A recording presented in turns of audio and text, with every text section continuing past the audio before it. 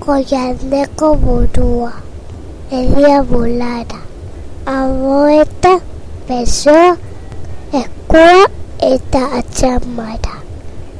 Sabela, media, akara, atzeko ipuditi, botadu, akara.